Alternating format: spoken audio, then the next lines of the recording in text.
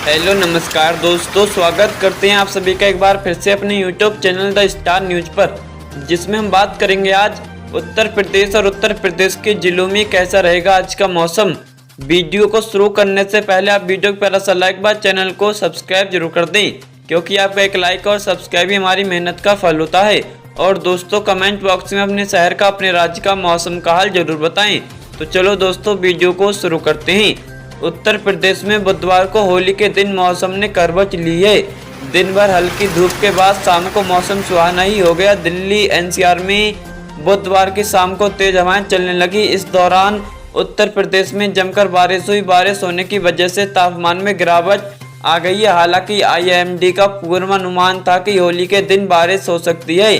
IMD ने बताया था कि होली के दिन लोगों को गर्मी से हल्की राहत मिल सकती है। बता दें कि होली तक पश्चिमी विक्षोभ सक्रिय है, इसलिए मौसम ने करवट ली है। वहीं दिन में उत्तर प्रदेश में बुधवार को न्यूनतम तापमान 15.4 डिग्री सेल्सियस दर्ज किया गया, जबकि अधिकतम तापमान लगभग 31 डिग्री रहने का अनुमान है। भारत मौसम विज्ञान विभाग आईएमडी ने यह जानकारी दी कि आईएमडी का पूर्वानुमान है कि इस सप्ताह अधिकतम तापमान 34 डिग्री तक पहुंच सकता है। इस साल फरवरी में उत्तर प्रदेश में औसत अधिकतम तापमान 27.7 डिग्री सेल्सियस दर्ज किया गया था और पिछले 63 वर्षों में तीसरी बार इस महीने में सर्वाधिक तापमान रहा।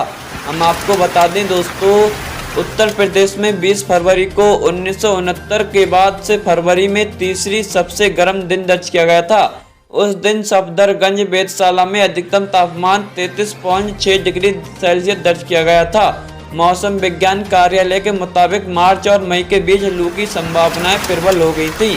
हम आपको बता दें दोस्तों, उत्तर प्रदेश के अलग अलग जिलों में हल्की बूंदें पड़ने की आशंका जताई जा रही है और कहीं तेज तो कहीं हल्की बारिश के आसार नजर आ रहे हैं। तो दोस्तों ये थे आज के हमारे मौसम समाचार।